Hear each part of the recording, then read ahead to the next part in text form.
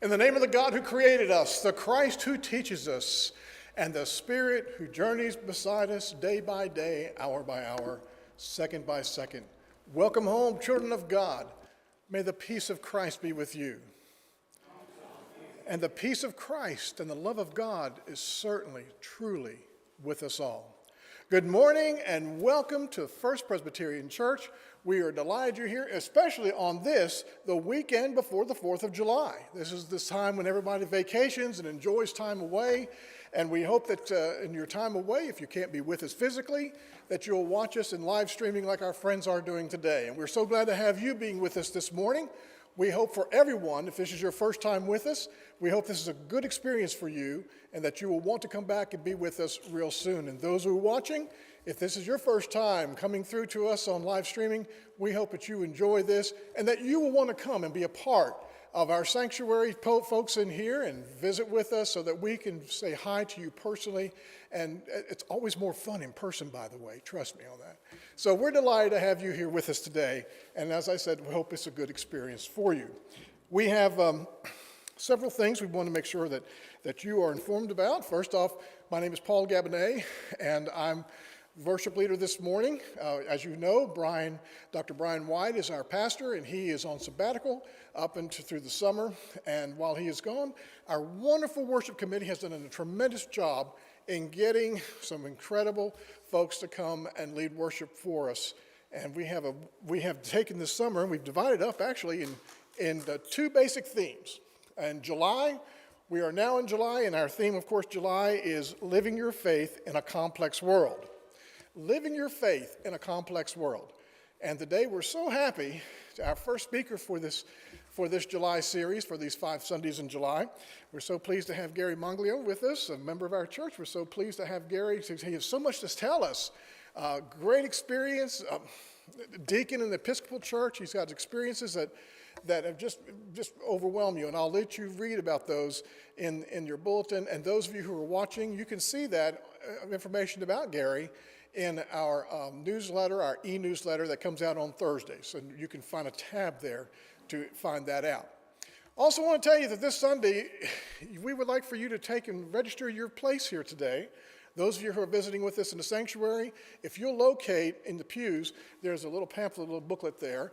If you'll fill that out for us. And those who are watching, we invite you to also find that tab that lets us know you're here. And there's a reason for that. Every one of you count. Now, not just for the sake of being here at the sanctuary and worshiping with us, but the fact that everyone who is here, there is $1 that will be given for each person that's represented here in the sanctuary and those of you who are watching to a particular support that we make available from our church. This is the first Sunday of the month, and we are giving, everyone counts this time, to Fishes and Loaves. They're our recipients, and this is a Carter County project. And we have both local programs that we give to as well as international programs. And of course, this is a local program here in Carter County. Fishes and Loaves feeds a number of people throughout this community on a regular basis.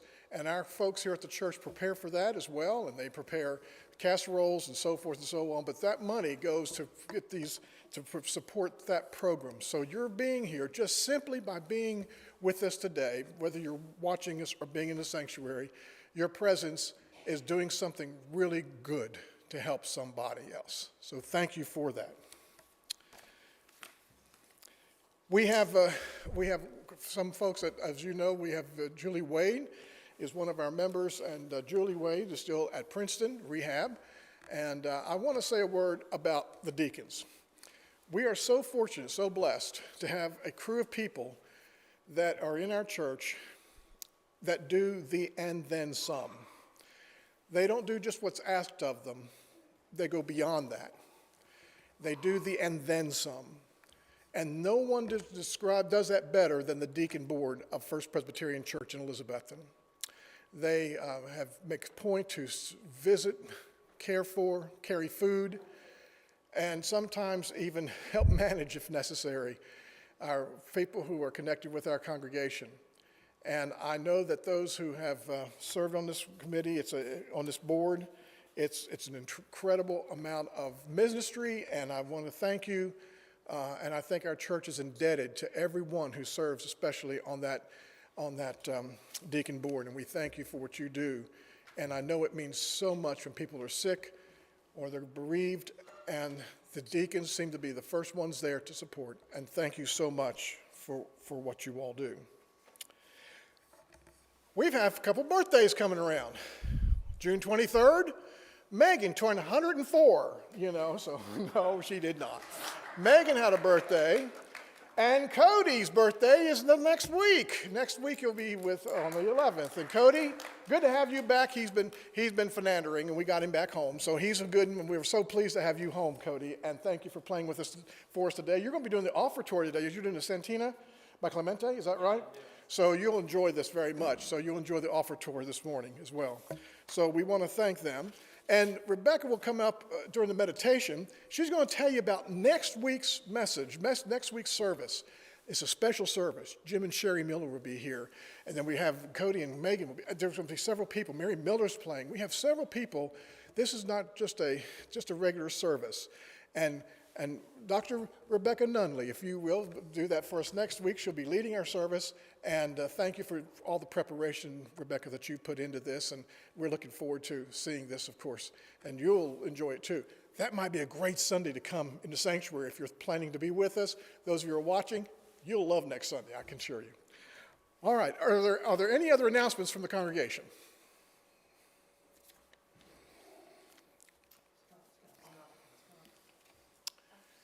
Yes, sir. Scott. Yes, thank you, Paul. Quick announcement, please. One of the many great things about being a member here at First Pres is how environmentally conscious our church is and doing everything we can to conserve our resources and energy. However, I do need to ask for your help. There are some that are overly protective of certain resources that need to remain on, or they need not be unplugged. These are critical for a lot of our technology, a lot of our servers. If you see a window shaker air conditioner that remains on with a note on it that says, please leave it on, it's very important to protect our servers. It's very important to not unplug computers or cords that you think should not be plugged in. If there is something you come across before unplugging it or turning it off, if you could please send me an email, scott@fpcelizabethton.org. I will look into it, and if it needs to be disconnected, I will handle that. But otherwise, if you can help us out by leaving critical components, let them remain on or plugged in, it will definitely help protect our equipment. Thank you very much. Thank you, Scott. And don't you feel a little nervous now that the principal has spoken? So anyway. Well, as we continue our worship this morning, we celebrate the basic core of our gospel. And that core is this, that God loves us all, without condition, without exception. And as a church, we strive to welcome everyone into our diversity, trying to love as God loves. And the gospel we celebrate is that God's love welcomes our diverse sexual and gender identity, lesbian, gay, bi, trans, queer, straight, male, female, non-binary. God's love welcomes our diverse ethnicity, black, brown, white, Asian, indigenous. God's love welcomes our questioning, our belief or our unbelief, our exploration or the richness of the human knowledge found in science, diverse religions, and spiritualities. God's love welcomes us, whether we are rich or we're poor, able-bodied or disabled, young or old, suffering or rejoicing. God's love welcomes everyone, without condition and without exception. So welcome, beloved community. We give thanks for ancestral Cherokee land on which we are gathered today, and for the loving waters of the Watauga and Doe River watersheds that nourish us all. As we enter this time of worship, we pledge ourselves to work for truth and to work for reconciliation among all people and respect for creation and one another in all that we do. So, my fellow siblings in Christ, this is the day the Lord has made. Let us rejoice and be glad in it.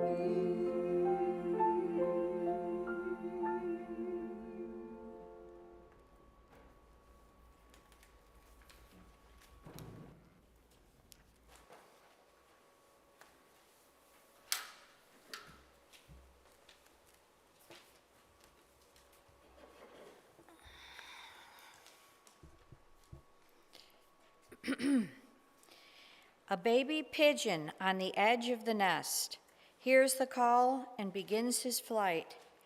How can the soul of the seeker not fly when a message arrives saying, "You have been trapped in life like a bird, with no wings, in a cage with no doors or windows, come back to me."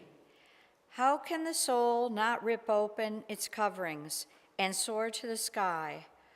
What is the rope that pulls the soul from above? What is the secret that opens the door? The key is the flutter of the heart's wings and its endless longing. When the door opens, walk on the path where abundance awaits you, where everything old becomes new, and never look back. Drink from the hands of the wine bearer, and you will be blessed even in this life.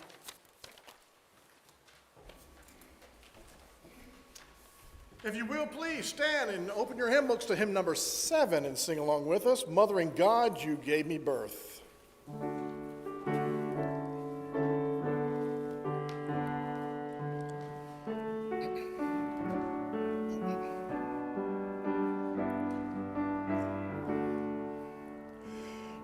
Mothering God, You gave me birth in the bright morning of this world, Creator, source of every breath. You are my rain, my wind, my sun.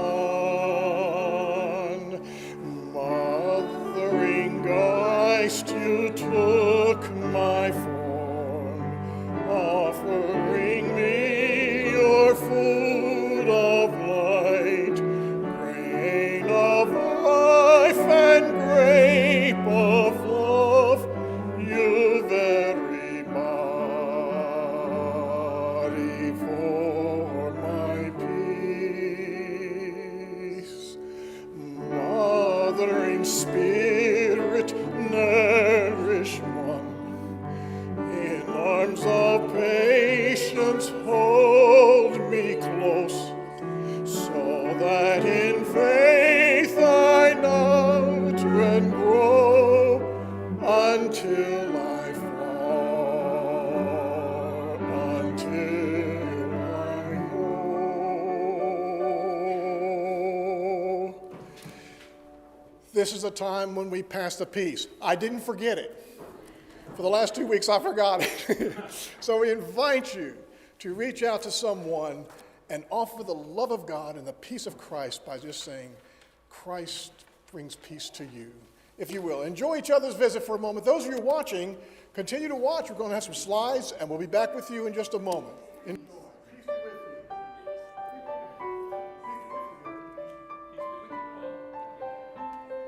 Peace be with you. Peace be with you. Peace be with you. Peace be with you. Peace. As I used to say to, what did I say to you? I can't remember who it is. You used to say peace on you. Peace on you. Peace on you. It's good. Are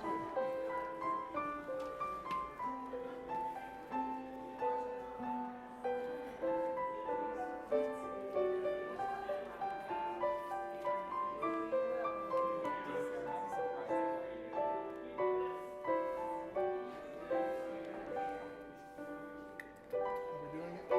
Yeah, we got it.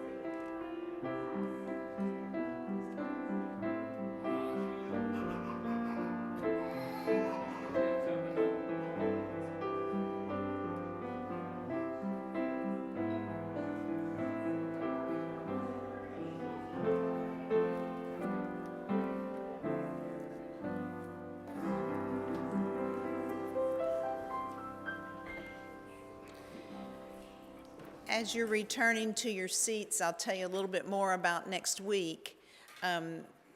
We had a conversation. This is kind of how things happen in our church. We had a conversation last month about Taizé, and that's a community in France.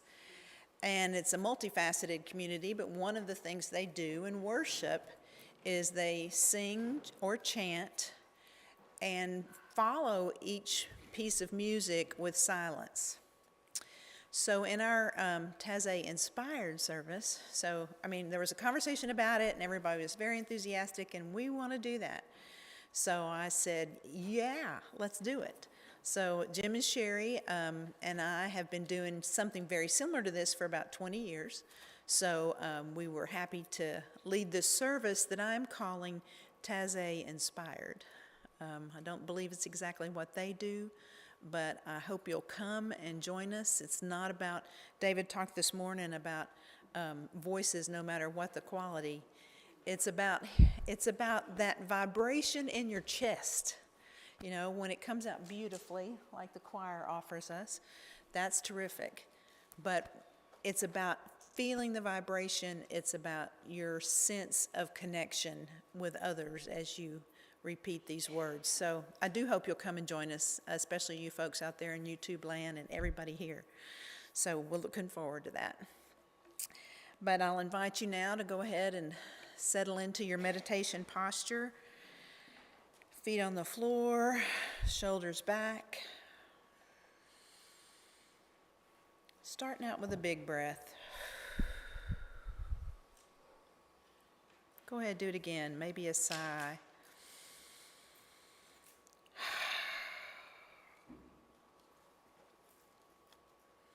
Releasing and relaxing into your body, feeling your weight on the pew.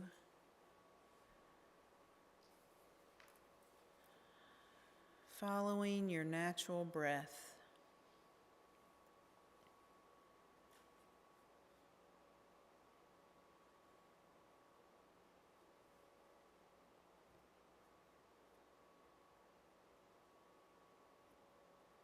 One of the things as human beings in the Western world that we have a tendency to do is think of ourselves as separate, as individuals.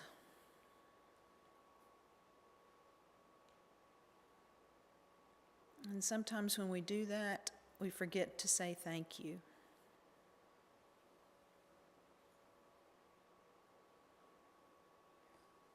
So I just invite you as you're breathing to let thank you float on your breath.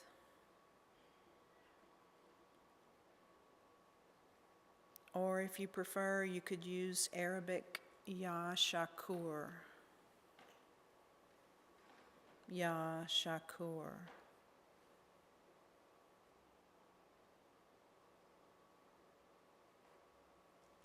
Letting those faces and images of those you love float into your mind's eye.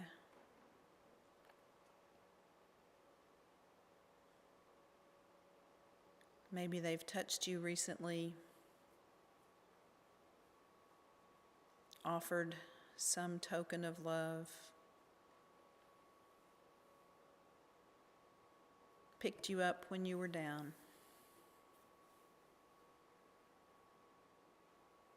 Hold them close with gratitude.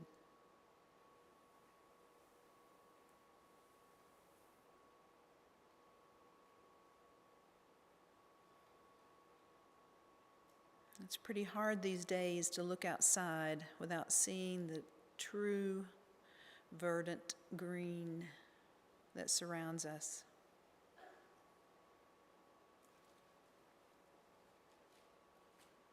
Earth in her fullest expression.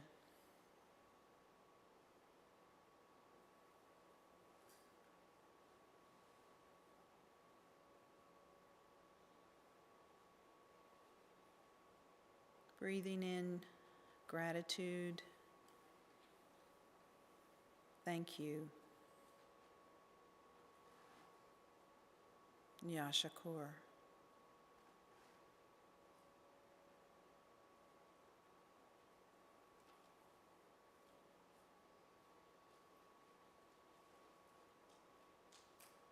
Expanding to those hands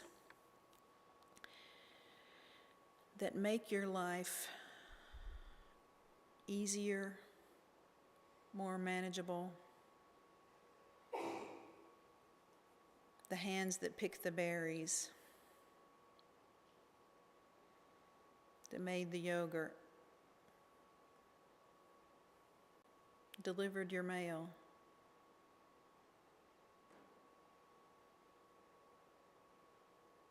prepared your meals.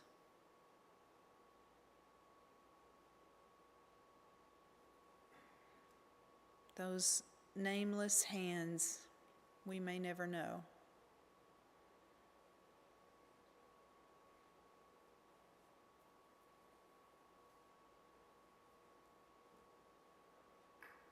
Breathing gratitude.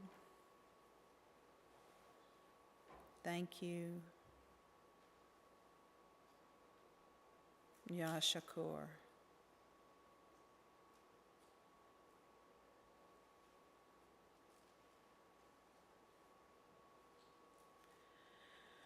For the word, for the glance, for the experience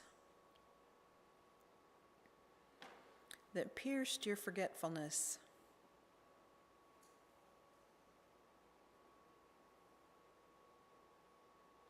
That awakened your memory.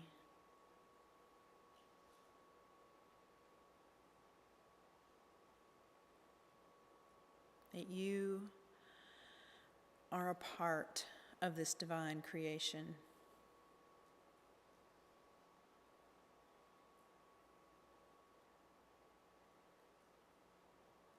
that you have the privilege of living in this love.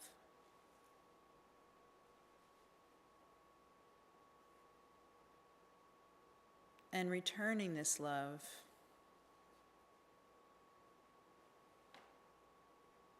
in ways you can't imagine.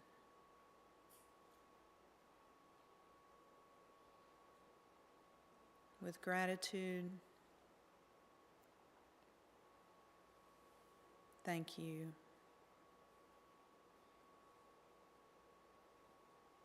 Ya Shakur.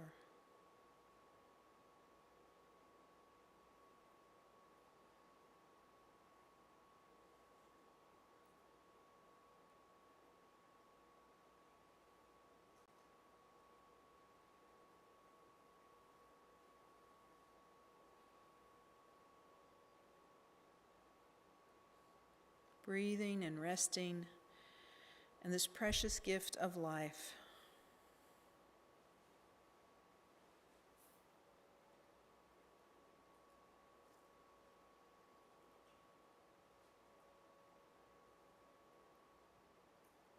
May we remember. Amen.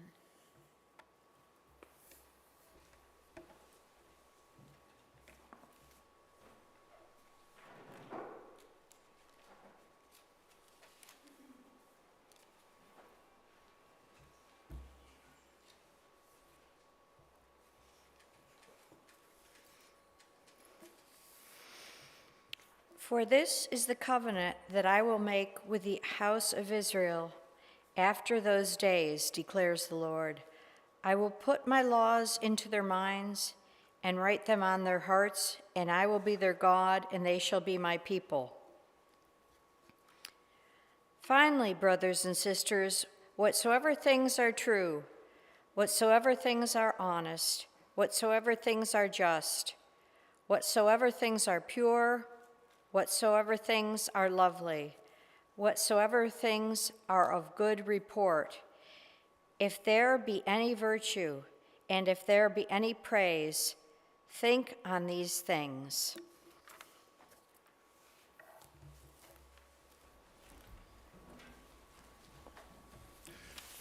Thank you, Stacy, for reading for us this morning. And thank you, Rebecca, for the meditation this morning.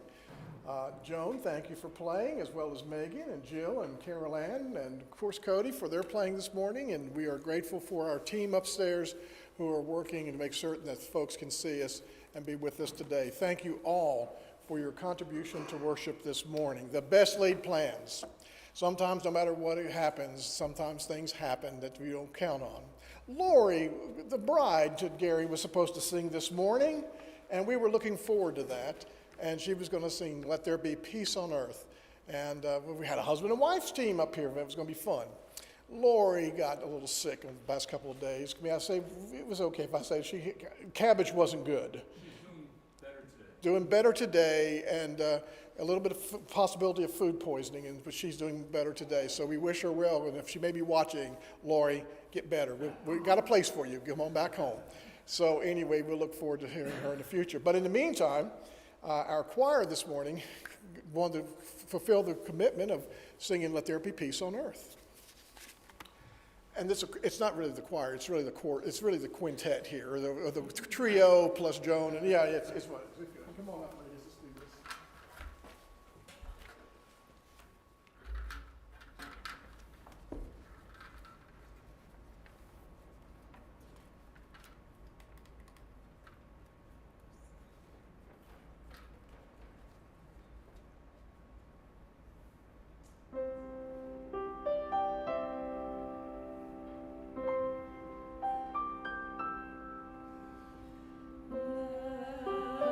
Let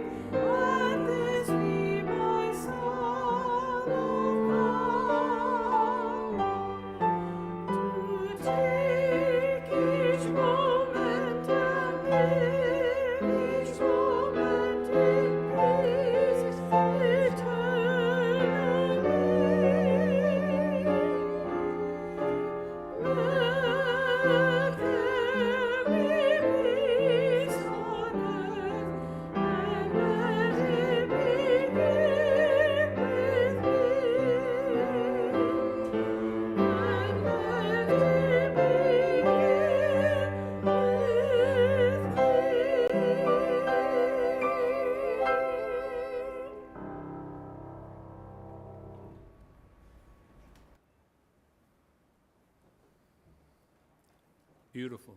Thank you. And Rebecca and Stacy, and thank you, Paul, for all you're doing. Well, good morning, everyone here and everyone at home. And as we say in the Franciscan order, Pace Bene, peace and all good to all of you. Before I really begin, when I was told the theme for today would be living your faith in a complex world, I said, well, let me look up faith, just to make sure I have that right. So I don't know how many of you out there have Bing. Well, Bing has updated and is now Bing AI, at least on my computer. And so when I asked Bing AI, what is faith? I got this reply. So we don't have to worry about the AIs intruding at least in one part of our life. This is the answer I got. I'm sorry, but I don't have faith. I'm a machine learning model designed to assist you with all your queries.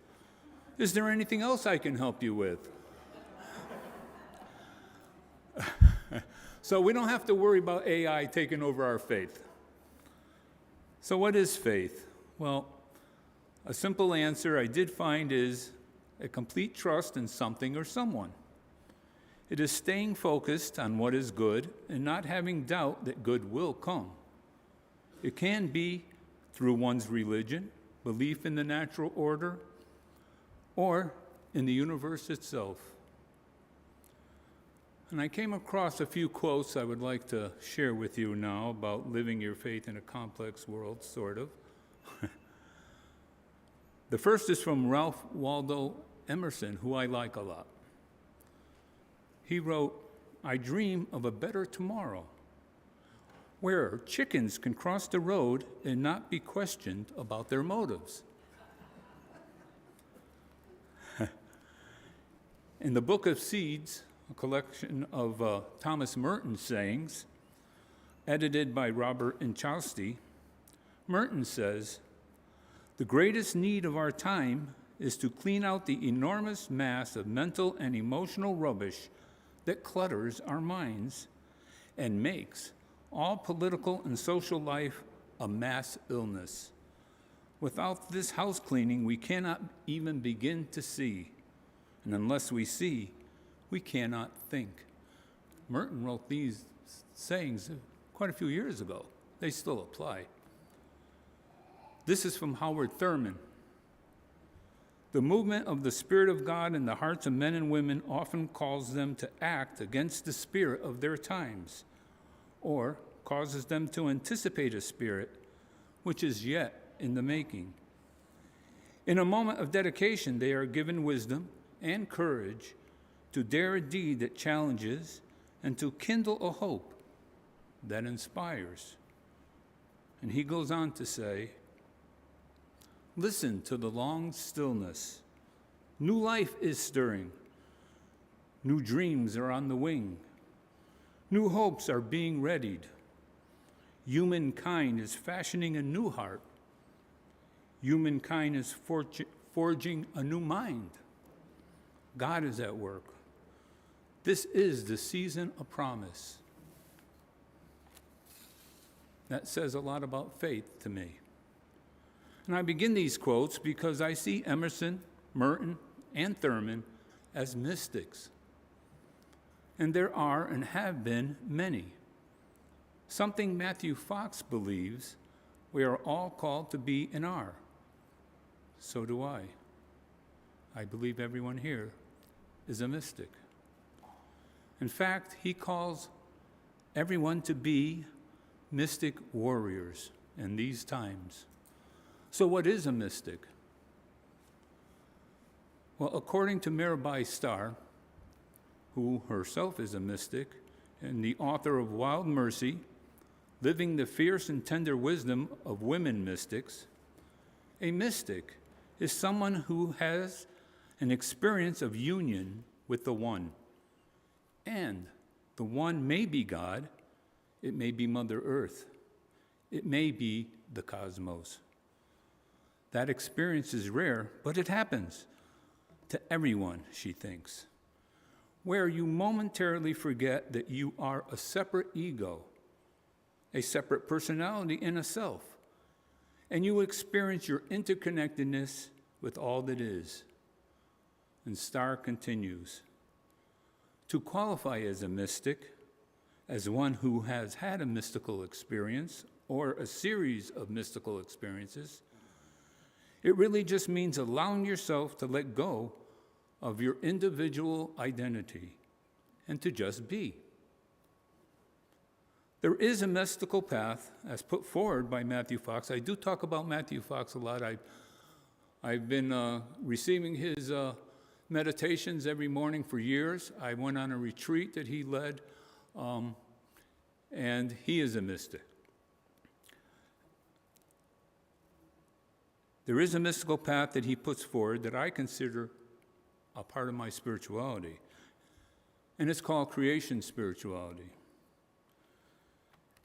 He says, let's think of the universe and all the life within it as sacred, as a blessing. Not think of original sin, but original blessing. Everything was created good, as it says in Genesis, line by line. It's good. And it is through the work of spiritual practice that we hear that often practice, that we move beyond fear into compassion and discover our deep and our true selves, our Christ nature, our Buddha nature. The Buddhist monk Thich Nhat Hanh, a mystic, wrote, "There is no conflict at all between the Buddha and the Christ in me. They are real brothers. They are real sisters within me. A Christian is a continuation of Jesus Christ. He is Jesus Christ, and she is Jesus Christ. And that is how I see things. This is how I see people.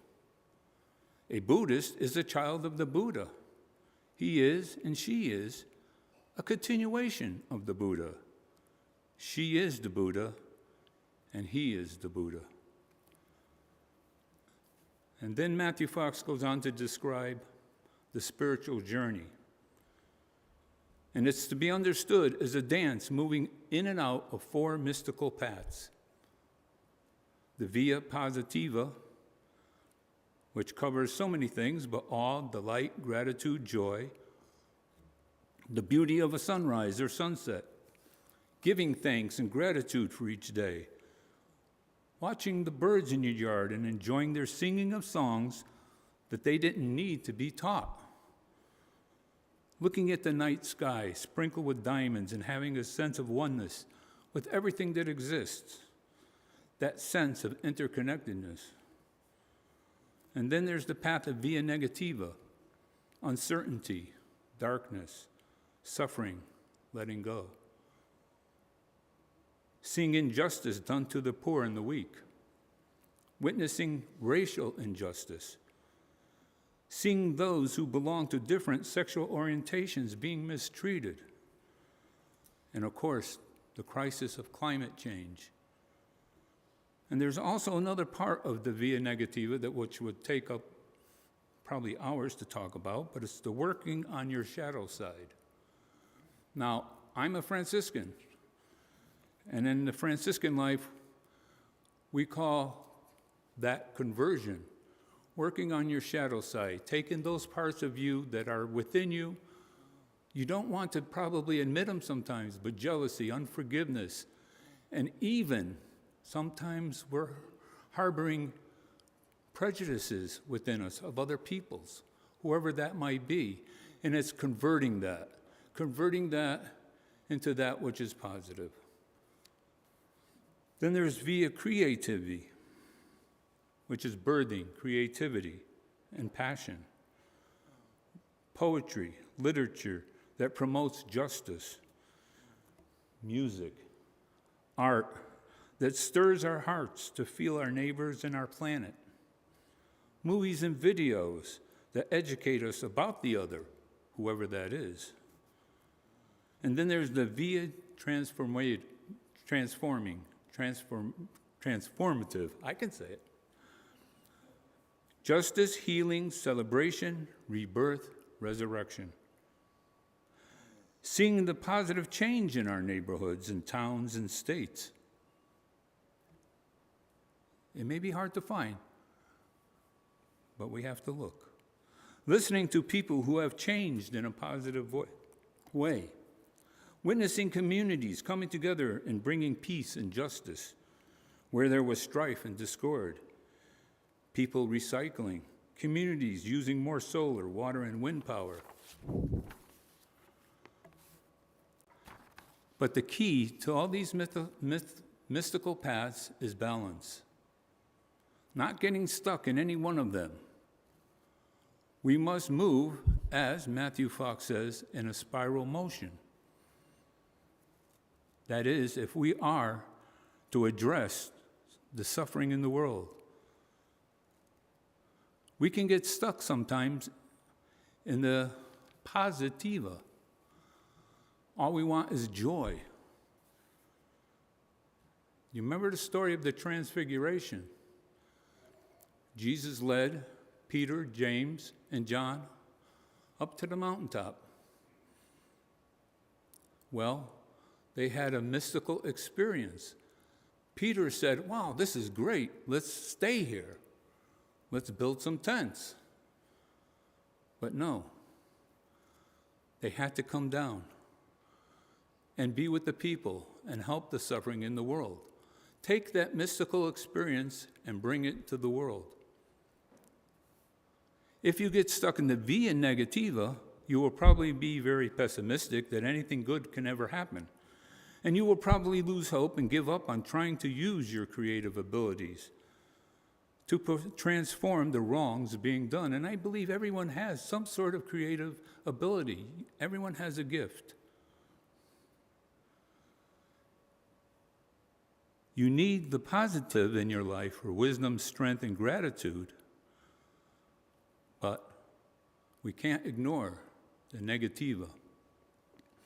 He also believes that every one of us carries within us the capacity, as I said, to be a mystic, and to be creative, and to be a visionary, and to be an agent for positive change. It is our responsibility to cultivate these capacities for the benefit of the earth and all its creatures.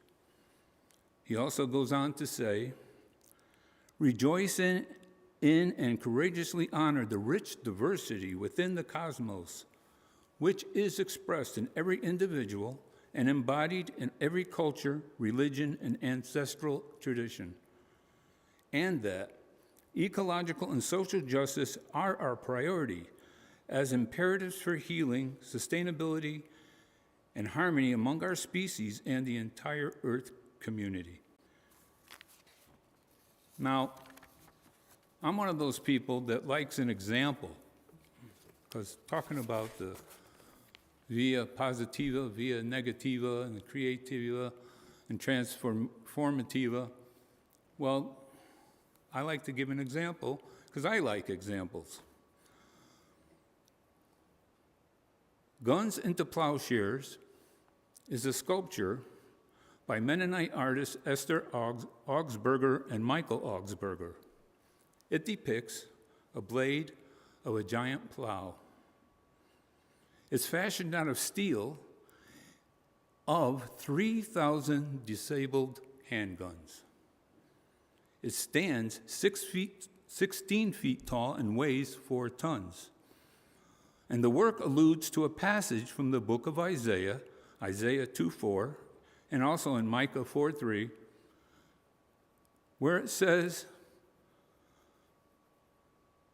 the people shall beat their swords into plowshares, and their spears into pruning hooks. Nation shall not lift up sword against nation, neither shall they learn war anymore. The image of the transforming swords to plowshares is widely adopted by many social and political groups working for peace. Well, the Augsburgers began work on the sculpture in 1994.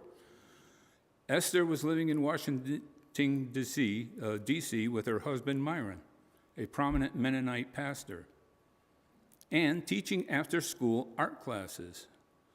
She heard her students talking often about family members who were lost to gun violence, and one of her own students was shot and killed. So you have a positive statement from Isaiah, very negative. Things happen in the world. But she and Michael Augsburger, her son, learned of a gun buyback program. Now, I know even in my state we had that, and I was on the council with our bishop. And it was amazing how many guns were turned in. I mean, across the nation, when this occurred, thousands and thousands of guns were actually turned in.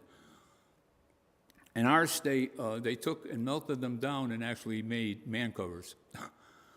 And they have an inscription on them, which I thought was very cool. Well, anyway, they got permission, they melted down these 3,000 guns, and they made this plowshare. They took negative items of guns and made them into an item that was for sustenance, for making food, for plowing gardens. That's creativity, and that's transforming something that's really bad into something really good. You can see this, actually. It was in different places, but in 2017, it was moved back to the Eastern Mennonite University in Harrisonburg, Virginia. And there's so many other examples of this. Taking something that's really bad, transforming it through creativity into something that is really good. Now, creation spirituality, as I said, is part of my spiritual path, and it unites well with the path I've been on for many years. I am a Franciscan in the Anglican Communion. I've been a Franciscan actually since 1988. First in the Roman Catholic Church, and then in the year 2000, I became an Anglican Franciscan. So when I was first asked to give this talk on living my faith in a complex world, the very first thought I had was, well, live simply as St. Francis showed us, which is a big part of Franciscan spirituality. And first of all, very simply, without going to the whole Franciscan story, very simply, a Franciscan is someone who seeks to love as Jesus loved. They cultivate humility and inner peace and joy. Their model is Jesus. Their goal is to let go of anything that would get in the way of serving as Jesus served. And just a quick little story that comes to my mind when I talk about humility, which is part of our rule, is I was with a group of First Order Franciscans, and I turned to them, I said, I'm very humble, and I'm very proud of it.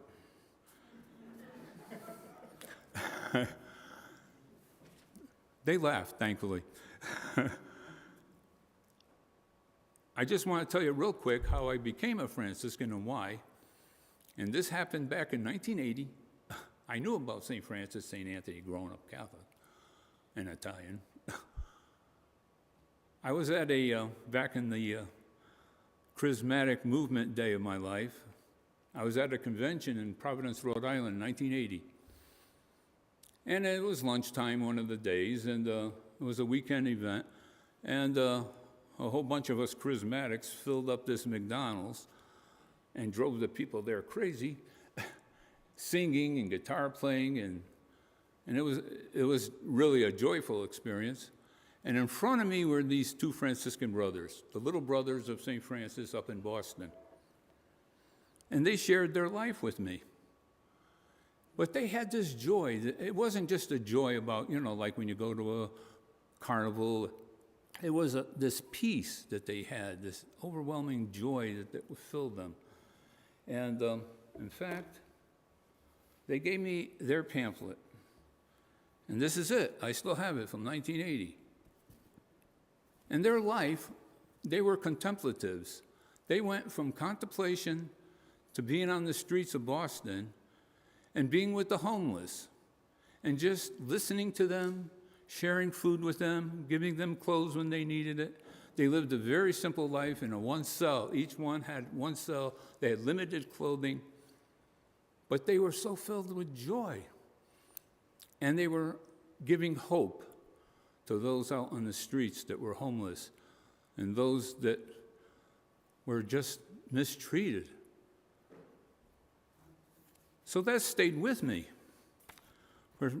for about 4 or 5 years. And then one day I was at work, and my parish that I was at was right across the parking lot from where I worked. I worked for the city. And I walked over to the parish, and I said to my parish priest, I says, can you get me in touch with someone that's a Franciscan? He says, I really don't know, he says, about what you're telling me, because I knew there was a third order. And he says, but I'll tie you up with a Franciscan parish next town over, which he did, and that became my journey. I don't want to go too much further into that because it'll take up a whole lot of time. But as a Franciscan, you live with the rule of life, and simplicity is one of them. Now, I know having a rule of life sort of sounds rigid and legalistic. But we are given an outline, basically, of what it means to follow Francis, who was a follower of Jesus. It's not a forced exercise. It's an interior tuning of the heart. And each person has the freedom to follow in their own way. It's very unrigid. And I think everyone here probably has a little bit of a rule anyway of life, though you may not want to call that. And it's good to have in your mind, wake up in the morning, you wake up in the morning, you say, thank you for this day. Thank you, universe, for giving me life. Thank you, God. Thank you, Goddess, for giving me this day. That can be part of a rule of life.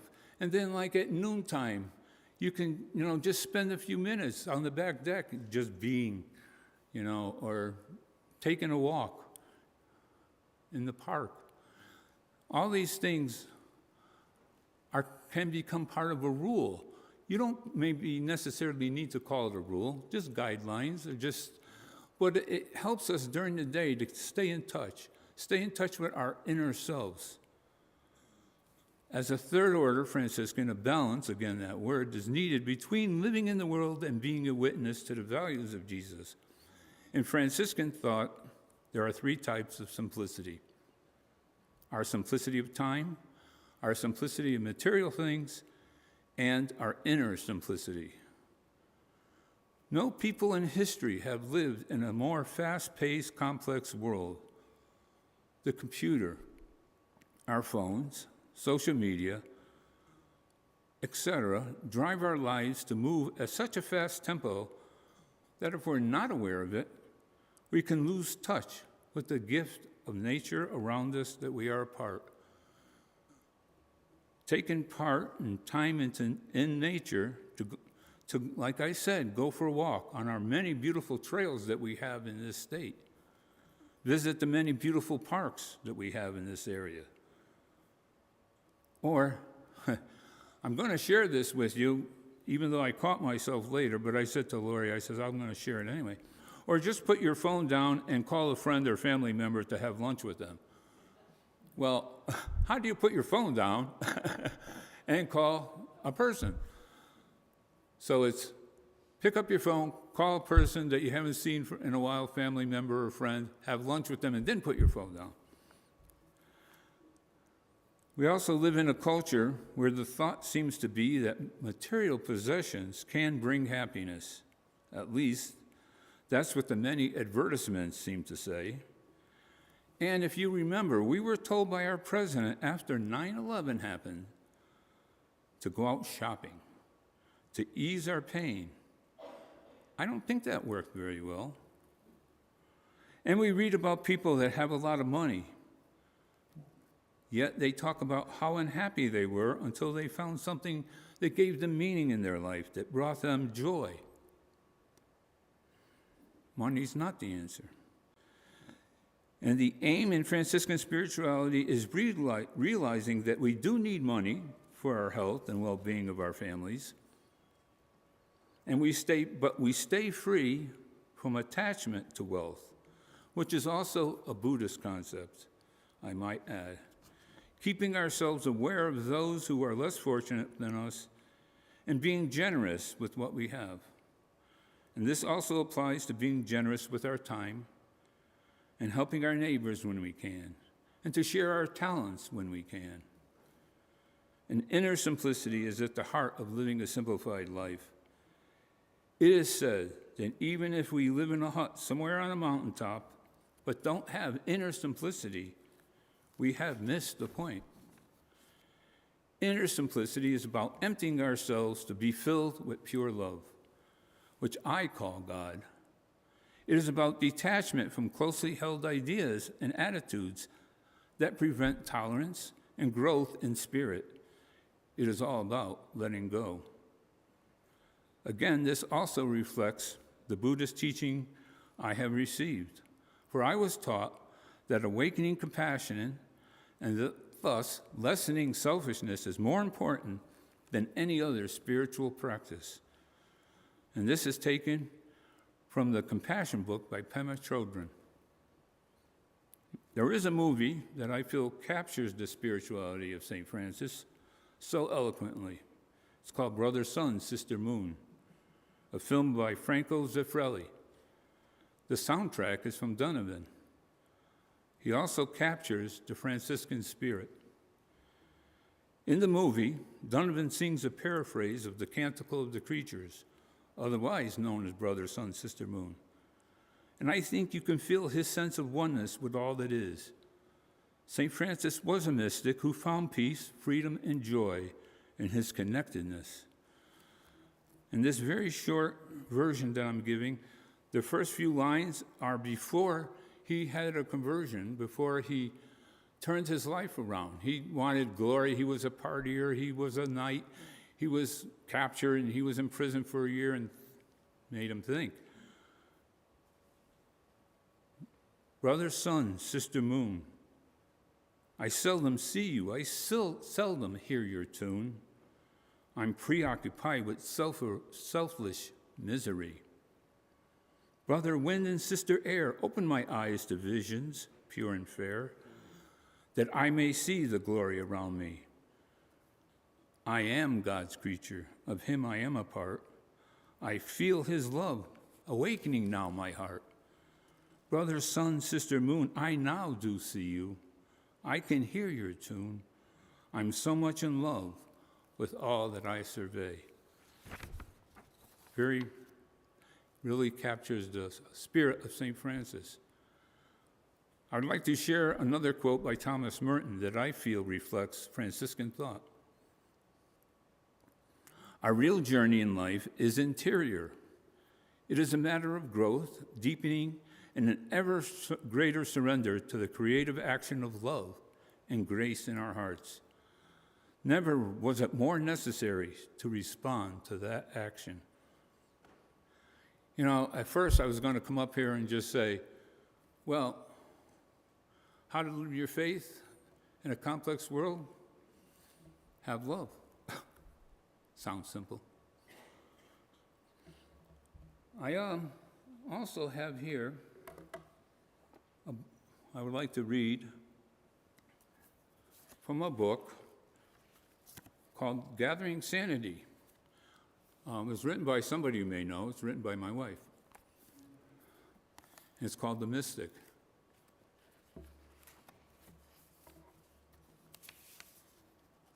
She feels the power that exists all around her. She sees beauty in almost every soul she encounters. She senses a force beyond herself, beyond this earth, beyond this universe. She does not define it, nor does she confine it to a concept or belief. It is the spark of life, the wisdom of the ages, the magic of miracles. Wonder and awe overtakes the mind as she peers into the darkness. A voice in the wind sings in her ear. A presence stirs in the clear water as she feels a second pulse within her own heart. This force is within, without, above, and below. Worlds within worlds, microscopic and universal, romancing, philosophical, forever gazing into the great sea of life. She is not restricted by dogma. She is not empowered by things or attachments. Truth is a mystery, waiting for her to become aware. It's not about extremes. A simple, continuous movement draws her toward peace. It's not about superiority. She minds her motives and questions her influence on others, giving what she can and taking in only what nourishes her sacred soul. Gratitude heals her, love steers her. Observation is crucial. Fear cannot take control, and nature is always her teacher. She avoids the fumes of hostility and lightens judgments that cause harm. Perfection is an illusion. She lives with an ever-evolving heart and mind, crossing bridges as they appear, opening new pathways to understanding, shedding grudges, turning the tides with compassion, turning away from hatred. She seeks to transcend the controlled mind, moving beyond the limits of her own consciousness.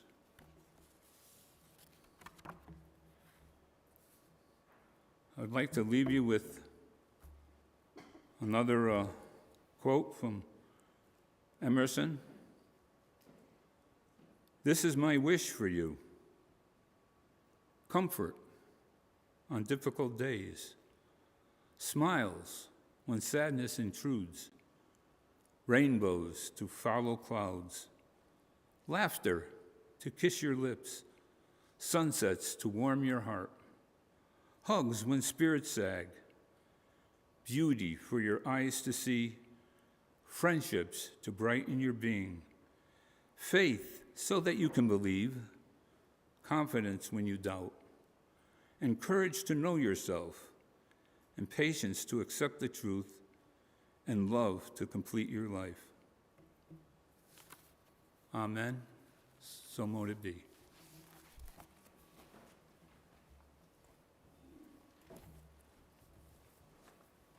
The via positiva, the via negativa, the via transformativa, the via creativa.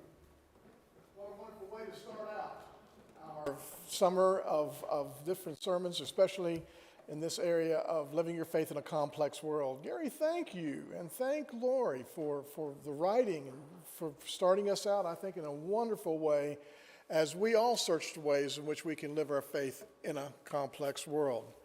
So right now, my fellow mystic warriors, we continue our worship with the offertory, with the offering this morning. And those of you, this is a part of our worship experience when we give not only through our tithes and offerings, that's what it says, tithes and offerings. The tithes are what we give a portion of our income, but the offerings are beyond that. It's the and then some.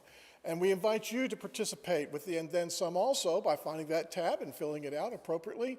And we look forward to you participating, continuing your participation in worship as we start with our offering this morning.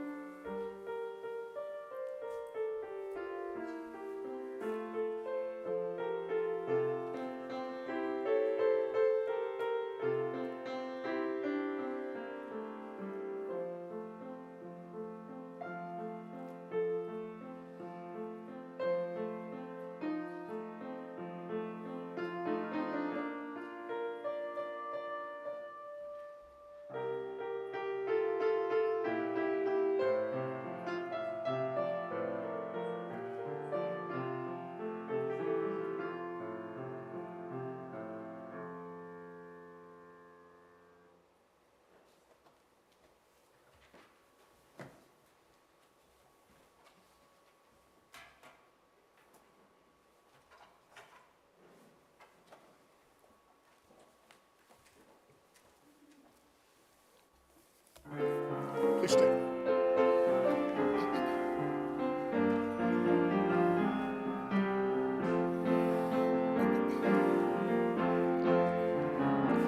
Glory to God, whose goodness shines on me, and to the Son, whose grace has pardoned me, and to the Spirit, whose love has set me free, as it was in the beginning, is now, and ever shall be. Amen.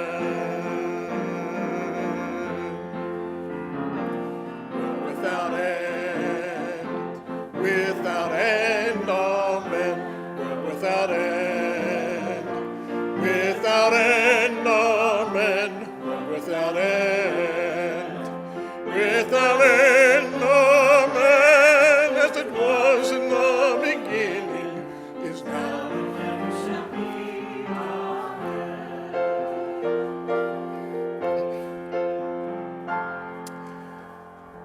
Thank you. And if you will now, please remain standing and turn your hymn books to number 292 as the wind song. As the wind song through the trees, as the stirring of the breeze, so it is with the Spirit of God.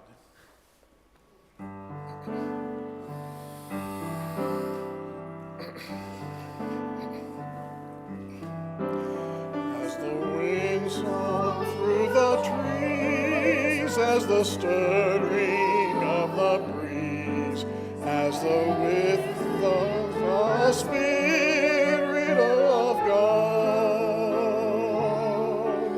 as the heart may strange round, As the voice within the soul, so it is with the Spirit of God. Never say, never know where this wind has blown, bringing life, bringing God to the world. As the dancing tongues of fire, as the soul's most deep desire, so it is with the Spirit of God.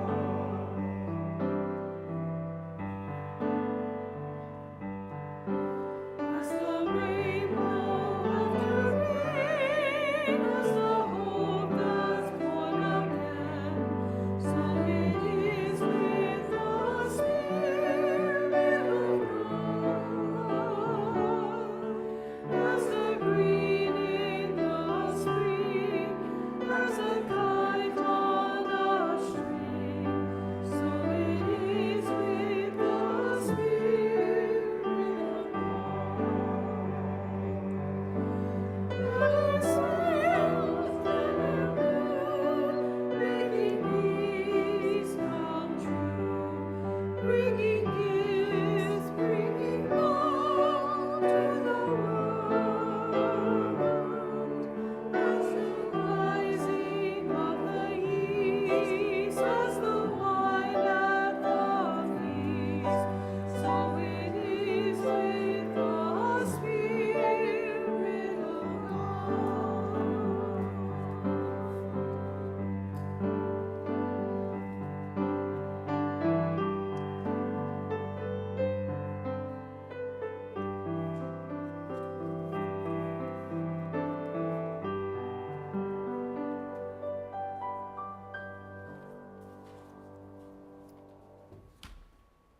And let us now go forth out into the world in peace that is beyond our understanding, full of gratitude and thankfulness. And let us go forth into the world loving our neighbors as we love ourselves. And let us go forth loving ourselves. Amen. And let us now gather, as our custom has been, in a circle. I know it's not a complete circle, but a circle represents eternity. So let's fill it with love for eternity.